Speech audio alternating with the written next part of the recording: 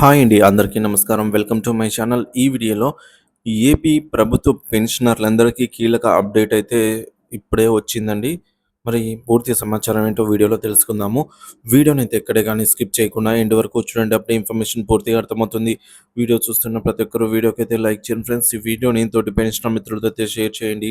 కొత్తగా మన ఛానల్ చూస్తున్నవారు ఇంకా ఎవరైనా సబ్స్క్రైబ్ కానట్లయితే వెంటనే మన ఛానల్ అయితే సబ్స్క్రైబ్ చేసుకోండి. దీని ద్వారా నేను చేసే లేటెస్ట్ వీడియోస్ అన్నీ మీ వరకు రీచ్ అవుతాయి.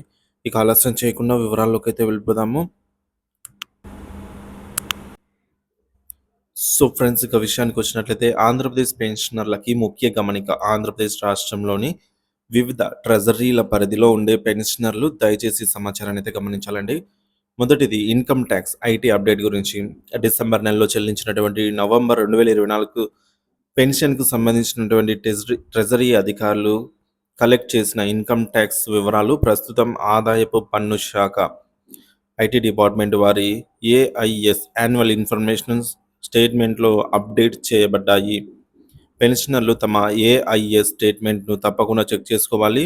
దీనికి సంబంధించి మీరు ఆదాయ పన్ను శాఖ అధికారిక వెబ్సైట్ లేదా ఐటీ ఫైలింగ్ రిపోర్ట్ పోర్టల్ అయినటువంటి incometax.gov.in సందర్శించవచ్చు. అలాగే సంబంధిత వివరాలు తెలుసుకోవడానికి ప్లే స్టోర్‌లో యాప్ అయితే అందుబాటులో ఉన్న ఐటీ అధికారిక యాప్‌ను డౌన్‌లోడ్ కూడా చేసుకోవచ్చు. ఫ్రెండ్స్, యాప్‌నైతే మీరు కొద్దిగా తెలిసిన వాళ్ళతో డౌన్‌లోడ్ అయితే చేసుకోండి. ఒకవేళ మీకు బాగా తెలిసినట్లయితే డౌన్‌లోడ్ చేసుకోండి. అంటే ఫేక్ యాప్స్ ఇవన్నీ ఉంటాయి. సో, బీ అవేర్ అండి. సో, ఐటీ అధికారిక యాప్‌ని మాత్రమే డౌన్‌లోడ్ చేసుకోవచ్చు.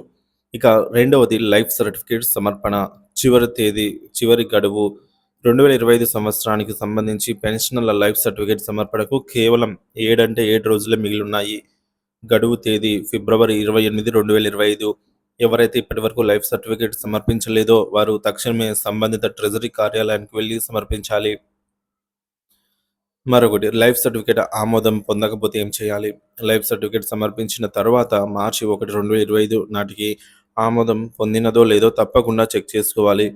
ఏదైనా సాంకేతిక కారణాల వల్ల సర్టిఫికేట్ ఆమోదం పొందకపోతే వెంటనే సంబంధిత ట్రెజరీ కార్యాలయాన్ని అయితే సంప్రదించి కారణం తెలుసుకోవాలి. అవసరమైతే ఫిజికల్ ఫామ్‌లో మళ్ళీ లైఫ్ సర్టిఫికేట్‌ను సమర్పించాలి. లైఫ్ సర్టిఫికేట్ సమర్పించినట్లయితే మార్చి నెల నుంచి పెన్షన్ నిలిపివేయబడదు.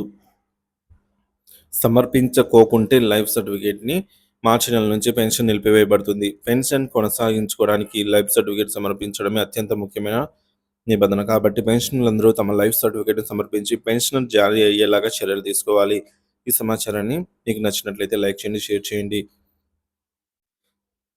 సో, ఇలాంటి వీడియోస్ కోసం మన ఛానెల్ సబ్స్క్రైబ్ చేసుకోండి. Thank you for watching this video.